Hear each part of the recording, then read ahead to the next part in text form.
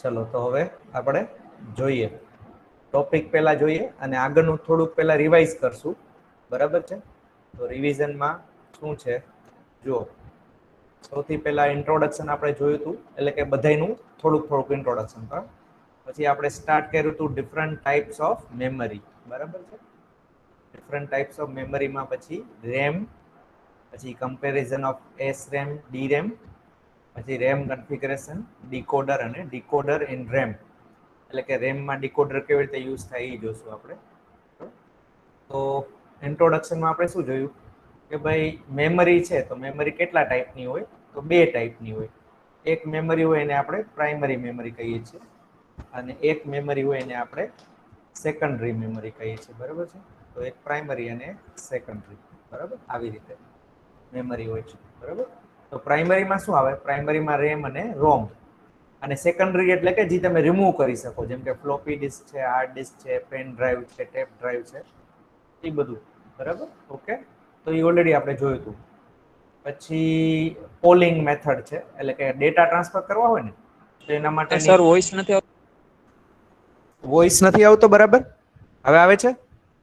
આવે છે સર, આવે જ છે સર. અમુક અમુક જણાને લો હશે તો એ લોકો જોઈ લ્યો, બરાબર? તમારી રીતે, બરાબર? સર આવી ગયો. હા, હવે જુઓ, આપણે ડેટા ટ્રાન્સફર કરવા હોય સપોઝ, તો એની ત્રણ મેથડ છે, બરાબર છે? ડેટા ટ્રાન્સફરમાં પહેલી મેથડ છે પોલિંગ, બીજું છે ઇન્ટરપ્ટ અને ત્રીજું છે ડાયરેક્ટ મેમરી એક્સેસ. તો આ પણ મેં તમને સમજાવ્યું હતું કે પોલિંગ એટલે શું? તો પ્રોસેસર અથવા કંટ્રોલર છે એ દરેક ડિવાઇસને પૂછે કે ભાઈ તમારે ડેટા ટ્રાન્સફર કરવા છે, તેમાં બહુ વાર લાગે અને પ્રોસેસર અથવા કંટ્રોલર છે એ બિઝી રહે. અને ઇન્ટરપ્ટમાં કેવું હોય કે ડિવાઇસ છે એ પ્રોસેસર અથવા કંટ્રોલરને ઇન્ટરપ્ટ કરે. અને ડીએમએમાં કેવું હોય કે ડાયરેક્ટ મેમરી એક્સેસ, એટલે કે એક ચિપ હોય ડાયરેક્ટ મેમરી એક્સેસની, એ કંટ્રોલરથી અથવા પ્રોસેસરથી ડેટા લાઇન અને એડ્રેસ લાઇનના કંટ્રોલ લઈ લે. પછી મેમરી વાળી જે ચિપ છે ને, ડીએમએ ચિપ છે, એ જ ડેટા ટ્રાન્સફર કરે, બરાબર છે? ઓકે, પછી આપણે જોશું 8255. તો 8255 છે એ પ્રોગ્રામેબલ આઈઓ કંટ્રોલર છે, એટલે કે આની ક્યાં જરૂર પડે? આપણે 8085માં જરૂર પડે. 8051માં આની જરૂર ના પડે, કેમ કે ઓલરેડી એમાં 4 પોર્ટ છે, તો એમાં કંટ્રોલરમાં જરૂર ના પડે. પણ પ્રોસેસરમાં આની જરૂર પડે 8255 ની. 8255 નું આખું સ્ટ્રક્ચર આપણે જોશું કેવી રીતે કામ કરે, હા, ડિટેલમાં આવશે. પછી હવે આપણે રેમ થી ચાલુ કર્યું હતું, તો રેમ છે ઈ પ્રાઇમરી અને સેકન્ડરી, તો આપણે ખાલી પ્રાઇમરી રેમ જ જોવાની છે, સેકન્ડરી રેમ નથી આપણે ભણવાનું. સેકન્ડરીમાં RAM, sorry, floppy disk, hard disk, pen drive ને એ બધું આવે, એ આપણે નથી જોવાનું. આપણે ખાલી પ્રાઇમરી મેમરી જોવાની છે. પ્રાઇમરીમાં બે પાર્ટ છે, એક છે રેમ અને એક છે રોમ, બરાબર? પછી રેમમાં બે પાર્ટ છે, સ્ટેટિક રેમ અને ડાયનેમિક રેમ, બરાબર છે? તો સ્ટેટિક અને ડાયનેમિકમાં શું ડિફરન્સ છે એ આપણે જોયું હતું, બરાબર? સૌથી પહેલા તો રેમ છે એ વોલેટાઇલ હોય અને એમાં ડેટા છે એ ટેમ્પરરી સેવ થયેલા હોય. અને રેમના બે પ્રકાર છે, સ્ટેટિક અને ડાયનેમિક રેમ, બરાબર છે? ઓકે, હવે સ્ટેટિક અને ડાયનેમિકની ડિટેલમાં આપણે જોયું હતું ઓલરેડી. તો સ્ટેટિક રેમમાં કેવું હોય કે એમાં ફ્લિપ ફ્લોપ યુઝ થાય, બરાબર છે? અને એમાં રિફ્રેશિંગ સર્કિટની જરૂર ના પડે, અને એ કોસ્ટલિયર છે અને એ ફાસ્ટર છે, બરાબર? કોસ્ટલિયર એટલે છે કે એ જગ્યા વધારે રોકે, અને જે ફ્લિપ ફ્લોપ છે એની કોસ્ટ વધારે હોય કમ્પેર ટુ મોસ, બરાબર? ઓકે, અને ડાયનેમિક રેમમાં શું હોય? મોસ હોય, મેટલ ઓક્સાઇડ સેમિકન્ડક્ટર ટ્રાન્ઝિસ્ટર, બરાબર છે? It store bit in the form of charge, એટલે ચાર્જના ફોર્મમાં ડેટા સ્ટોર કરે, બરાબર? અને આનું એડવાન્ટેજ શું છે કે એમાં જગ્યા બહુ ઓછી, સ્મોલ એરિયામાં આવી જાય, ચીપર છે, બરાબર છે? પણ એમાં ડિસએડવાન્ટેજ શું છે કે એમાં રિફ્રેશિંગ સર્કિટની જરૂર પડે. રિફ્રેશિંગ સર્કિટ ના રાખો તો એમાં ચાર્જ લીક થઈ જાય, બરાબર છે? તો આ બે આપણે જેટલા પણ ડેટા આપણે ચર્ચા કરી એ આપણે ટેબલના ફોર્મમાં છે, બરાબર છે? તો આમાં શું હોય? ફ્લિપ ફ્લોપ હોય, એમાં મોસ ટ્રાન્ઝિસ્ટર હોય, આના બીટના ફોર્મમાં સેવ થાય, આમાં ચાર્જના ફોર્મમાં ડેટા સેવ થાય. આમાં લીકેજનો પ્રોબ્લેમ નથી, આમાં લીકેજનો પ્રોબ્લેમ છે, બરાબર? અને આમાં જ્યાં સુધી પાવર હોય ત્યાં સુધી ડેટા આમાં રિટેન થાય. પણ આમાં ડાયનામિક રેમમાં પિરિયોડિકલી તમને રિફ્રેશ કરવું પડે ડેટાને સેવ રાખવા માટે. જો તમે રિફ્રેશ ના કરો તો ડેટા લોસ થઈ જાય. બરાબર, ઓકે. પછી બીજું છે આમાં જે પાવર કન્ઝમ્પશન છે સ્ટેટિકમાં, આમાં લેસ પાવર કન્ઝમ્પશન છે. બરાબર છે. આની સ્પીડ હાઈ છે, આમાં સ્પીડ ઓછી છે. પછી લો સ્ટોરેજ, એટલે કે આમાં સ્ટોરેજ ઓછું થાય કેમ કે ફ્લિપ ફ્લોપની સાઈઝ વધી જાય. આમાં હાઈ સ્ટોરેજ છે. બરોબર. આમાં નોર્મલી કેશ મેમરીમાં યુઝ થાય, એટલે પ્રોસેસરની નજીકમાં જે મેમરી હોય ને એમાં આ યુઝ થાય છે કેશ મેમરીમાં. ને આ પ્રાઇમરી મેમરીમાં યુઝ થાય છે. તમે સીપીયુ ઓપન કરો, બરાબર, તો અંદર 2 કે 3 સ્લોટ હોય મેમરીના, નોર્મલી 2 જ હોય. એમાં 2 GB હોય તો 1 GB ના 2 નાખેલા હોય, અથવા 4 GB હોય તો 2 GB ના 2 સ્લોટ એમાં હોય. બરાબર છે. પછી સ્ટેટિક રેમ થઈ કોસ્ટલી છે અને ડાયનેમિક રેમ છે એ ચીપ છે. હવે ડાયનેમિક રેમમાં તો ઘણા હવે વેરિએશન આવ્યા, ડીડીઆર રેમ, બરોબર, ડીડીઆર2, બરોબર, એવી રીતે ઘણા એના વેરિએશન આવે છે. બરાબર છે. હવે આપણે અહીંયા પહોંચ્યા હતા રોમમાં. બરાબર છે. તો રોમ એટલે શું? Read only memory. અને રેમ નું ફૂલ ફોર્મ શું છે? Random access memory. આનું ફૂલ ફોર્મ છે રીડ ઓનલી મેમરી. હવે રીડ ઓનલી એટલે ખાલી રીડ થાય, રાઈટ ના થાય, એટલે એનું નામ રીડ ઓનલી મેમરી છે. એટલે કે એવું નથી કે રાઈટ ના થાય, પણ એક વખત જ્યારે તમે પ્રોગ્રામિંગ કરતા હોય ત્યારે તમારે એક વખત રાઈટ કરી નાખ્યું, પછી તમે ખાલી રીડ જ કરો છો ડેટા. એકચ્યુઅલી રોમ નું કામ જ એ હોય કે તમારે જે કોઈ ફિક્સ પ્રોગ્રામ હોય, ફાઇનલ પ્રોગ્રામ હોય, ત્યારે તમે એમાં રોમમાં લખી અને જ્યાં એને ફિટ કરવાનું એને ફિટ કરવાનું, પછી એમાં કઈ ડેટામાં ચેન્જ કરવાનું હોય નહીં. તો એને કહેવાય રોમ. બરાબર. હવે જેમાં ડેટા તમારે સેવ થતા હોય એ રેમમાં સેવ થાય, અને તમારું જે પ્રોગ્રામ છે એ નોર્મલી રોમમાં સેવ થતું હોય. It is use to store data that are permanent usually, એટલે કે જે ડેટા પરમેનન્ટ હોય એવા જ ડેટા સેવ કરવામાં આવે છે. બરોબર. જેમ કે the monitor program in the system. Monitor program એટલે શું? કે એને નોર્મલી બાયોસ પ્રોગ્રામ પણ કહેવાય. બેઝિક ઇનપુટ આઉટપુટ, બરાબર છે, પ્રોગ્રામ એટલે બાયસ કહેવાય, BIOS, એવું બેઝિક ઇનપુટ આઉટપુટ સિસ્ટમ. બરાબર. તો ઈ શું કરે ખબર છે? જ્યારે પણ તમે કમ્પ્યુટર ચાલુ કરો ને ત્યારે કીબોર્ડ છે, રેમ છે, માઉસ છે, મોનિટર છે, એ બધા ડિવાઇસને એક વખત ચેક કરે. એ નોર્મલી રોમમાં પ્રોગ્રામ રાખેલું હોય. બરાબર. તો એ બધાને ચેક કરે, અને કોઈ પણ ડિવાઇસ જો અવેલેબલ, જેમ કે રેમ ના હોય તો એમાં બીપ વાગે, પ્રોસેસર ના હોય તો બીપ વાગે, બરોબર, કોઈ પણ ડિવાઇસ ના હોય ને તો એમાં બીપ વાગે. બીપ વાગે ઈ પ્રોગ્રામ કેમાં લખેલું હોય? તો ઈ રોમમાં લખેલું હોય. બરાબર છે. ઈ પ્રોગ્રામ એક વખત આખું કમ્પ્લીટ થઈ જાય પછી તમારો કોમ્પ્યુટર ચાલુ થાય. બરાબર છે. એને બાયોસ પ્રોગ્રામ અથવા મોનિટર પ્રોગ્રામ પણ કહેવામાં આવે છે. બરોબર, ઓકે. હવે ઈ રોમ નોર્મલી અંદર રોમ હોય, એને બાયોસ ને ચેન્જ કરવું હોય તો તમે નોર્મલી કીબોર્ડમાં F8 કે F12 દબાવો ને તો તમે બાયોસ નું પ્રોગ્રામ થોડુંક ચેન્જ કરી શકો. જેમ કે બુટિંગ છે, બુટિંગ તમારે ચેન્જ કરી શકો. હાર્ડ ડિસ્ક માંથી બુટ થતું હોય એના બદલે તમને ધારો કે પેન ડ્રાઈવ માંથી બુટિંગ કરવું છે, અથવા કોઈ નવું પ્રોગ્રામ ઇન્સ્ટોલ કરવું હોય, તો એવી રીતે તમે એમાં ચેન્જીસ કરી શકો. બરોબર. The ROM is non volatile. અને નોન વોલેટાઇલ એટલે એમાં પાવર જાય તો એનો ડેટા ક્યાંય જાય નહીં. If power is turned off, it does not lose any content. Various type of ROMs are discussed below. તો આપણે નીચે ડિસ્કસ કરેલી છે. સૌથી પહેલું ટોટલ 4 રોમ છે. સૌથી પહેલું રોમ છે માસ્કડ રોમ. બરાબર છે. સૌથી પહેલું શું છે? માસ્કડ રોમ, એમ રોમ. બરાબર. The bit pattern is permanently stored by manufacturing using special process. હવે આમાં કેવું હોય માસ્ક રોમમાં કે પહેલાથી જ તમારે કોઈ કંપની છે, ધારો કે સેમસંગ છે, એલજી છે, કે કોઈ મોટી મોટી કંપનીઓ છે, ઈ લોકો પોતાનું ચીપ જ્યારે બનાવે એનું પ્રોગ્રામ ફિક્સ હોય, એ મેન્યુફેક્ચરર ને કહી દે કે મારે આટલી 1 લાખ કે 2 લાખ ચીપ જોઈએ છે. તો એ લોકો પહેલાથી પ્રોગ્રામ ફિક્સ હોય, એ ચીપમાં નાખીને એમને પ્રોડક્શન કરીને આપી દે. બરાબર છે. It require very specialized equipment. એટલે એમાં બહુ સ્પેશિયલ ઇક્વિપમેન્ટ હોય, and hence it is economical only if it is produced in bulk. એટલે કે બલ્કમાં પ્રોડ્યુસ કરો, બરાબર, લાખ, 2 લાખ, 5 લાખ, 10 લાખ, બરાબર, તો બલ્કમાં પ્રોડ્યુસ કરો તો જ આ તમને પોસાય. એક રેમમાં તમે પ્રોગ્રામ લખો પછી એને કહો કે આ મેન્યુફેક્ચર કરી આપો તો એ ના કરી આપે, બરાબર. પછી આવે પ્રોગ્રામેબલ રોમ, બરાબર છે, તો એને કહેવાય PROM, programmable ROM. This can be program only once, એટલે કે તમારા હાથમાં જ્યારે આવે ત્યારે તમે એને પ્રોગ્રામ કરી શકો. માસ્ક રોમમાં કેવું છે, ઇન્ડસ્ટ્રીમાં પ્રોગ્રામ થઈને જ આવે, અને આમાં કેવું છે પી રોમમાં કે તમારા હાથમાં આવે ત્યારે તમે એક વખત એને પ્રોગ્રામિંગ કરી શકો, બરાબર છે. એટલે યુઝર છે એ એને એક વખત પ્રોગ્રામિંગ કરી શકે. The program to program the P ROM we require P ROM programmer. એટલે પી રોમ પ્રોગ્રામરની જરૂર પડે. આમ નાનકડું આવે, આપણી જે કિટ હોય ને એટલું જ હોય, એ આપણી પાસે લગભગ લેબમાં છે, બરાબર. એમાં તમે ચિપ નાખીને એનું પ્રોગ્રામિંગ કરી શકો, કોમ્પ્યુટર સાથે જોડેલું હોય. કોમ્પ્યુટરમાં તમારે પ્રોગ્રામ લખીને એમાં ઇન્સ્ટોલ કરવાનું, એટલે એમાં પ્રોગ્રામ ઇન્સ્ટોલ થઈ જાય, બરાબર છે. Which selectively burns ફ્યુઝિસ.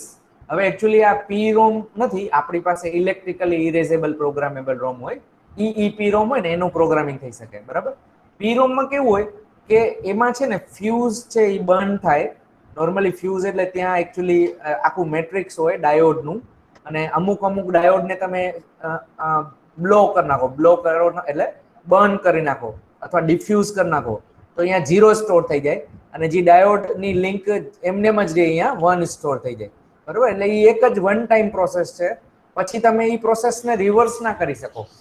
એટલે કે તમે એક વખત એમાં પી રોમમાં પ્રોગ્રામ નાખી દીધું પછી તમારે એમ થાય કે ના ના મારે ચેન્જ કરવું છે, તો એમાં કાંઈ થાય નહીં, બરાબર. તો પેલું છે માસ્ક રોમ, એ બલ્કમાં થાય, ઇન્ડસ્ટ્રીમાં થાય. પી રોમ છે એ યુઝર કરી શકે, બરાબર, પણ એક ટાઈમ કરી શકે. હવે એનાથી પણ એડવાન્સ શું, ઈપી રોમ, એટલે કે ઇલેક્ટ્રિકલી પ્રોગ્રામેબલ રોમ, બરાબર. સોરી, ઇલેક્ટ્રિકલ નહીં, ઇરેઝેબલ પ્રોગ્રામેબલ રોમ. આગળ આવશે ઇલેક્ટ્રિકલ ઇરેઝેબલ પ્રોગ્રામેબલ રોમ. આ છે ઇરેઝેબલ પ્રોગ્રામેબલ રોમ, એટલે કે ઈ એટલે ઇરેઝેબલ, પી એટલે programmable.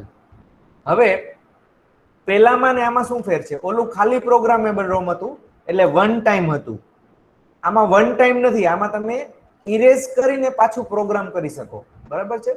This can be programmed and erased again and again. એટલે તમને 5 વખત, 10 વખત, 15 વખત આને ઇરેઝ કરી અને ફરીથી પ્રોગ્રામિંગ કરવું હોય તો તમે કરી શકો, બરાબર. EPROM can be programmed using EPROM programmer, બરાબર. The contents of EPROM can be erased by shining high intensity ultraviolet light. હવે EPROM માં તમારે શું કરવું પડે, એમાં એક છે ને કાચ હોય, વિન્ડો હોય નાનકડું બહુ, એના ઉપર બ્લેક કલરનું કોટિંગ કરેલું હોય. હવે એ જો બ્લેક કલરનું કોટિંગ તમે કાઢી નાખો અને લાઇટમાં મૂકો તો એનો આખો પ્રોગ્રામ ઇરેઝ થઈ જાય. તો તમે ઘણી વખતે અમુક ચિપ જોઈ હશે, એમાં બ્લેક કલરનું એક ગ્લાસ હોય, એ ગ્લાસ ઉપર કોટિંગ કરેલી હોય, બરાબર છે. એ કોટિંગ જો તમે કાઢી નાખો ને તો એ એકચ્યુઅલી રોમ હોય અને એના ડેટા છે એ ઇરેઝ થઈ જાય, બરાબર. તો આમાં પણ EPROM માં તમારે કેવું કરવું પડે, જ્યારે તમે પ્રોગ્રામ લખી નાખ્યો, હવે તમને સપોઝ ઇરેઝ કરવું હોય તો તમારે હાઈ ઇન્ટેન્સિટીની અલ્ટ્રાવાયોલેટ લાઇટ એના ઉપર ગ્લાસ ઉપર થ્રો કરવી પડે, તો એનો પ્રોગ્રામ ઇરેઝ થાય, બરાબર.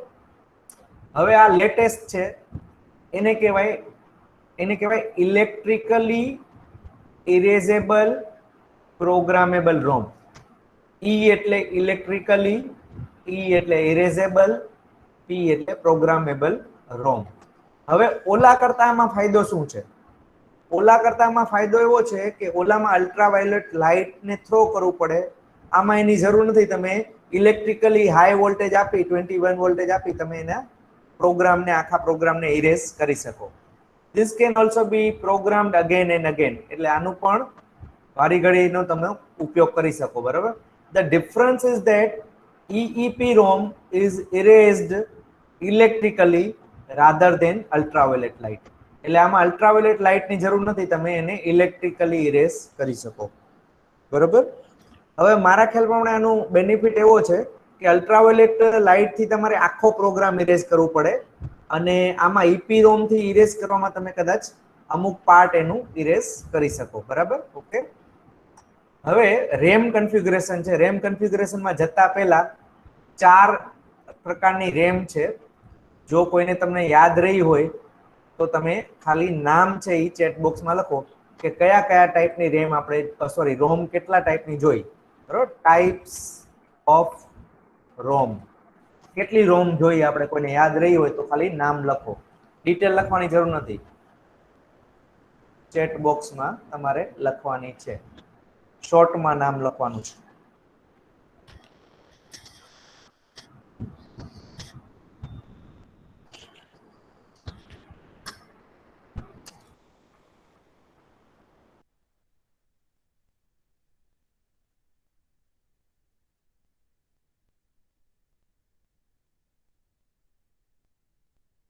ઓકે, કોઈને યાદ નથી કેટલી રોમ ટોટલ કેટલી, પેલા તો ટોટલ કેટલી 4 રોમ છે, બરાબર. એટલે હું અહીંયા 4 લખું છું, બરાબર. પછી ફર્સ્ટ કઈ જોઈએ આપણે, માસ્ક રોમ. માસ્ક રોમ એટલે શું, મેન્યુફેક્ચરિંગ થાય, બરાબર છે, અને એના સિંગલ ચિપ કે 2 ચિપનું પ્રોગ્રામિંગ ના થાય, ઘણા બધા બલ્કમાં હોય તો જ એનું પ્રોગ્રામિંગ થાય. પછી પી રોમ એટલે શું, કે એનું વન ટાઈમ પ્રોગ્રામિંગ થાય, પછી એનું ફરીથી પ્રોગ્રામિંગ ના થાય, બરાબર છે. પછી ઈપીરોમ એટલે કે આનું વારી ઘડી ઉપયોગ થાય ખરો, એનો વારી ઘડી ઉપયોગ થાય ખરો, પણ એમાં જ્યારે તમને ઇરેઝ કરવું હોય ત્યારે એના ઉપર અલ્ટ્રાવાયોલેટ લાઇટનો યુઝ કરવો પડે ઇરેઝ કરવા માટે, બરાબર છે. પછી છે ઇલેક્ટ્રિકલી ઇરેઝેબલ પ્રોગ્રામેબલ રોમ, ઈ સ્ક્વેર પી રોમ કહેવાય આને. ઈ સ્ક્વેર પી રોમ એટલે શું, કે તમારે જ્યારે ઇરેઝ કરવું હોય ડેટાને ત્યારે તમે ઇલેક્ટ્રિકલી હાઈ વોલ્ટેજ આપીને તમે એને રોમના ડેટા છે એ ઇરેઝ કરી શકો. એટલે સૌથી ઈઝી છે એ ઈ સ્ક્વેર પી રોમ પડે. પણ છે ને ઇન્ડસ્ટ્રીમાં એ લોકો માસ્ક રોમ જ યુઝ કરે, કેમ કે એ લોકોને કંઈ વારે ઘડી એનું પ્રોગ્રામિંગ કરીને ઇરેઝ કરવાનું કે એવું કાંઈ ના હોય, એટલે મેક્સિમમ ઇન્ડસ્ટ્રીમાં માસ્ક રોમ જ યુઝ થાય. માસ્ક રોમ એટલે બલ્કમાં પ્રોડક્શન થાય, એક વખત એનું પ્રોગ્રામ ફિક્સ જ હોય, દર વખતે એ જ પ્રોગ્રામ રાખીને એ લોકો ઇન્સ્ટોલેશન કરતા હોય, અને વારી ઘડી એમાં પ્રોગ્રામમાં એ લોકો કાંઈ ચેન્જીસ ના કરતા હોય, બરાબર છે. ઓકે, તો 4 રોમ જોઈએ એ મેં અહીંયા લખી. હવે રેમ કેટલા ટાઈપની જોઈએ આપણે, કોઈને યાદ છે રેમ? રેમ છે એ 2 ટાઈપની આપણે જોઈએ. કઈ? એક સ્ટેટિક રેમ, બરાબર છે, અને એક ડાયનામિક રેમ, બરાબર. સ્ટેટિક રેમ છે ઈ અને ડાયનામિક રેમ નું આપણે ડિફરન્સ બેયનું જોયું કે ભાઈ આમાં ફ્લિપ ફ્લોપ યુઝ થાય, ઓલામાં મોસ ટ્રાન્ઝિસ્ટર યુઝ થાય, આમાં કોસ્ટલી હોય, આમાં કોસ્ટલી ના હોય, બરાબર છે. આ ફાસ્ટ હોય, ઓલી ફાસ્ટ ના હોય, એવું બધું આપણે ડિફરન્સ બધાય જોયા. તો 2 ટાઈપની રેમ અને 4 ટાઈપની રોમ આપણે અત્યારે જોઈ, બરાબર છે. હવે આપણે આગળ જઈએ છીએ, માસ્ક રોમ, પી રોમ, ઈપી રોમ ને. હવે રેમનું કન્ફિગ્યુરેશન. રેમનું કન્ફિગ્યુરેશન એટલે શું, કે રેમ છે એ કેવી રીતે કામ કરે, બરાબર છે. એક જ મિનિટ.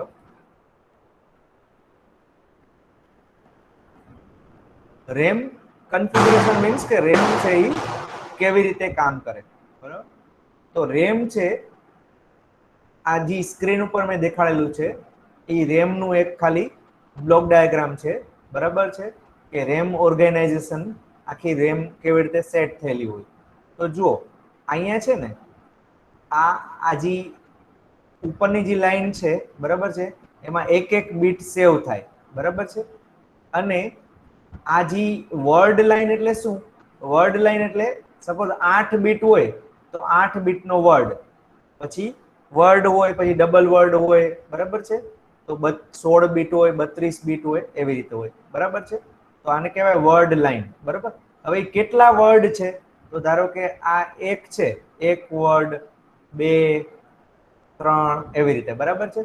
હવે આ જે લાઈન આમ જાય છે અને આ ઉપર લાઈન જાય છે, એ ક્રોસ થાય.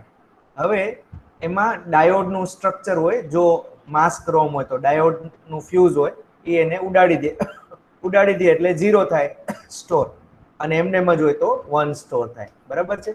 હવે આમાં બીજી કઈ વસ્તુ હોય, તો એમાં ડીકોડર હોય. હવે ડીકોડર ક્યાં યુઝ થાય? ડીકોડર છે એ તમારી સૌથી પહેલા એડ્રેસ ને સિલેક્ટ કરવા માટે યુઝ થાય. ધારો કે અહીંયા 3 લાઈન છે ડીકોડરમાં, તો ડીકોડરની આ બાજુ શું હોય, આ બાજુ ડીકોડરની આ બાજુ ધારો કે પ્રોસેસર છે, અહીંયા અહીંયા ધારી લો કે માઇક્રો પ્રોસેસર છે, બરોબર છે, માઇક્રો પ્રોસેસર એમપી હું લખી નાખું, માઇક્રો પ્રોસેસર. માઇક્રો પ્રોસેસરની 3 એડ્રેસ લાઇન આવી રીતે કનેક્ટ છે, બરાબર છે, 3 એડ્રેસ લાઇન. હવે માઇક્રો પ્રોસેસરની ઈચ્છા થઈ કે આપણે આ પહેલું વર્ડ છે અથવા પહેલું રજીસ્ટર છે એ સિલેક્ટ કરવું છે, તો એ અહીંયા 00 આપશે. શું આપશે? 000. હવે 3 0 હોય તો ડીકોડરની પહેલી લાઈન છે એ હાઈ થશે અને બીજી બધી લાઈન ઉપર 0 આવશે. ડીકોડર એટલે 1 ને બધાય 0, પહેલી એટલે કે 0 વાળી લાઈન ઉપર 1 આવશે, બરાબર. અને અહીંયા 7 નંબર લાઈન છે, બરાબર છે, આવી રીતે 7 નંબરની લાઈન ઉપર 1 ક્યારે આવશે? જ્યારે ત્રણેય 1 હોય ત્યારે 7 નંબરની અત્યારે પહેલી. હવે આ પહેલું રજીસ્ટર અહીંયા સિલેક્ટ થઈ ગયું, બરાબર, ફર્સ્ટ રજીસ્ટર સિલેક્ટ થઈ ગયું. હવે એ ડેટા છે આ તો એડ્રેસ બસ થઈ ગઈ, બરાબર છે, આ એડ્રેસ બસ થઈ ગઈ. હવે આ પહેલું રજીસ્ટર આ જે 0 નંબરનું રજીસ્ટર છે એ સિલેક્ટ થયું. 0 નંબરનું રજીસ્ટરના ડેટા ઇનપુટ આઉટપુટમાંથી થઈ અહીંયાથી અહીંયા અંદર જશે, એટલે કે આ ડેટા અંદર જશે. એટલે ડેટા ક્યાંથી લેવા પહેલા એ સિલેક્ટ કરવું પડે. તો ડેટા ક્યાંથી લીધા? આપણે 0 નંબરના રજીસ્ટરમાંથી ડેટા લીધા. એ કોણ સિલેક્ટ કરે? તો એ એડ્રેસ લાઇન સિલેક્ટ કરે. એડ્રેસ લાઇન છે એ સિલેક્ટ કરે કે આપણે ડેટા ક્યાંથી લેવાના છે, બરાબર છે, ઓકે. પછી ડેટા લાઇન છે, અહીંયાથી ડેટા કાં તો મેમરીમાંથી પ્રોસેસરમાં જાય કાં તો પ્રોસેસરમાંથી મેમરીમાં જાય. હવે એ કોણ સિલેક્ટ કરે? તો એ તમારે અહીંયાથી સિલેક્ટ લાઇન છે, તમારે ડેટા રીડ કરવા છે કે ડેટા રાઇટ કરવા છે. રીડ કરવા છે એનું મીનિંગ શું? કે મેમરીમાંથી ડેટા પ્રોસેસરમાં જશે એટલે રીડ થયા. રાઇટ થયા એનું મીનિંગ શું? કે પ્રોસેસરમાંથી ડેટા મેમરીમાં જશે. પણ એ જશે ક્યાં? એ 0 નંબરના રજીસ્ટરમાં જશે, બરાબર છે. કેમ કે અત્યારે કયો રજીસ્ટર સિલેક્ટ થયેલો છે?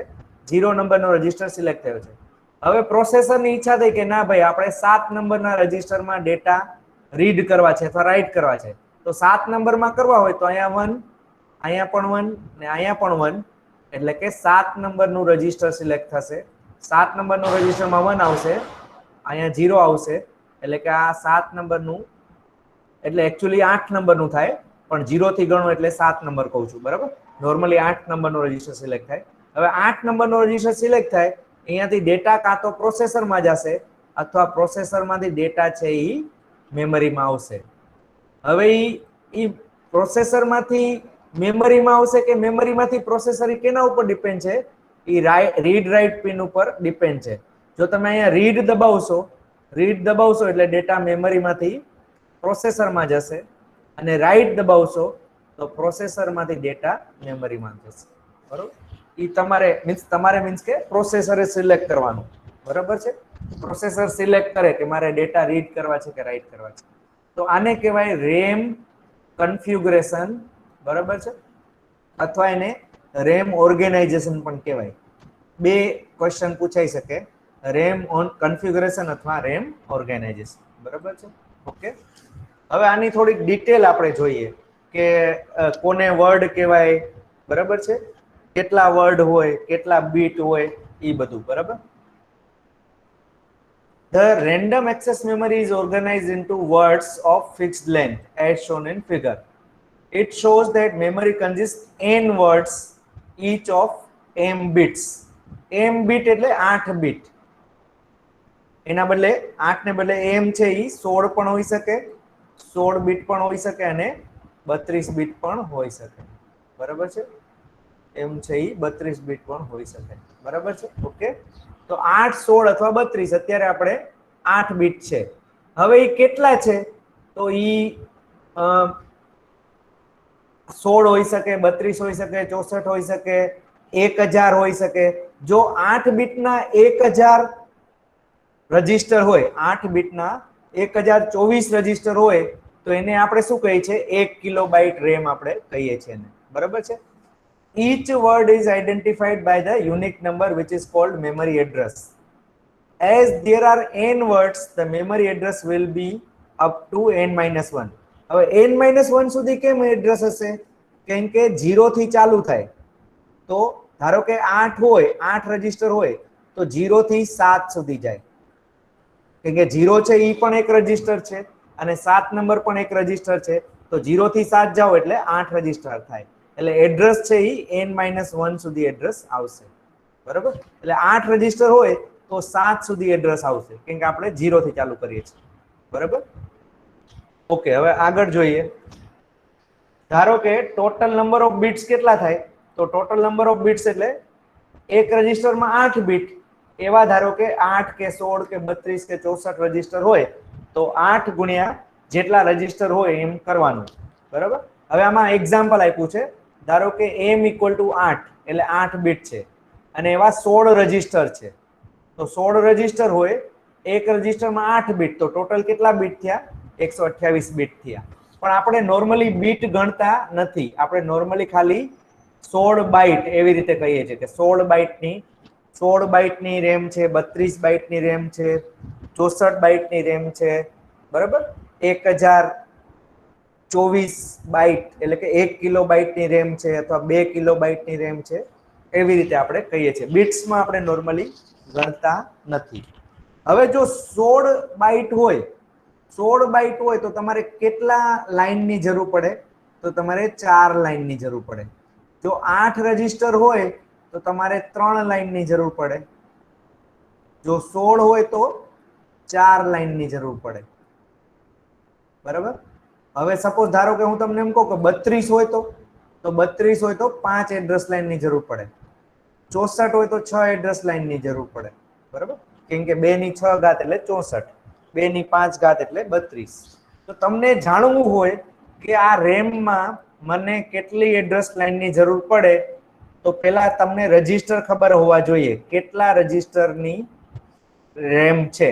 ધારો કે 1024 રજીસ્ટર છે, ધારો કે 1024 રજીસ્ટર છે, તો શું કરવાનું? તો 2 ની આપણે 2 ની કેટલી ઘાત કરીએ, 2 ની કેટલી ઘાત કરીએ તો 1024 થાય? તો તમારે 2 ની પહેલા 3 ઘાત, 4 ઘાત, 5 ઘાત, 6 ઘાત એવી રીતે કરવાનું.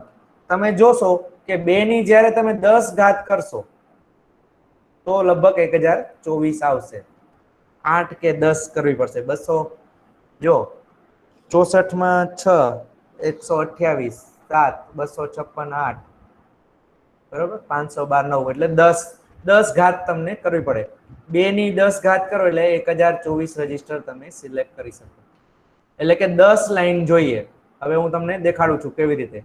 ધારો કે અહીંયા 3 લાઈન હતી, ધારો કે અહીંયા 3 લાઈન હતી તો તમે કેટલા રજીસ્ટર સિલેક્ટ કરતા હતા? 8, બરાબર. હવે ધારો કે અહીંયા 4 લાઈન હોય તો તમે અહીંયા કેટલા રજીસ્ટર સિલેક્ટ કરી શકો? 16 રજીસ્ટર સિલેક્ટ કરી શકો. ધારો કે અહીંયા 5 લાઈન હોય તો તમે કેટલા રજીસ્ટર સિલેક્ટ કરી શકો? તો તમે અહીંયા 32 રજીસ્ટર સિલેક્ટ કરી શકો, બરાબર. તો અહીંયા રેમ છે એ 32 રજીસ્ટરની અહીંયા રેમની જરૂર પડે, બરાબર. આવી રીતે રેમ કન્ફિગ્યુરેશન થાય, બરાબર. હવે એમાં તમારે ખાસ ડીકોડરની જરૂર પડે. જેમ કે 10 એડ્રેસ લાઈન હોય તો 10 × 1024 ડીકોડરની જરૂર પડે. 10 × 1024. હવે આ ફિક્સ જ હોય, 10 × 1020 ના થાય. 10 લાઈન હોય એટલે તમે 1024 લાઈન જ સિલેક્ટ કરી શકો એમ, બરાબર. ઓકે, હવે આગળ જોઈએ આપણે. જો the memories which can be both read and write are called RAM. એ તો આપણે ઓલરેડી જોયું. The memory that can be read from is called ROM. એટલે ખાલી રીડ કરી શકે એને ROM કહેવાય, બરાબર. To perform read operation, microprocessor sends address of the memory location into MAR. હવે MAR છે ને એને કહેવાય મેમરી એડ્રેસ રજીસ્ટર. એટલે સૌથી પહેલા માઇક્રોપ્રોસેસર શું કરશે કે જી રજીસ્ટરમાંથી ડેટા રીડ કરવા છે અથવા રાઇટ કરવા છે ડેટા, એ રજીસ્ટરની એડ્રેસ મેમરી એડ્રેસ રજીસ્ટરમાં મોકલશે. હવે તમને એમ થાય કે આ મેમરી એડ્રેસ રજીસ્ટર શું છે, તો અહીંયા આગળ એક ફિગર આવી ઓલરેડી, જો હું તમને દેખાડું છું. અહીંયા નથી, MAR લખેલું હશે, એક જ મિનિટ. જો આ છે MAR રજીસ્ટર હોય અને MBR. આ MAR રજીસ્ટર એટલે મેમરી એડ્રેસ રજીસ્ટર અને MBR એટલે મેમરી બફર રજીસ્ટર. બરાબર.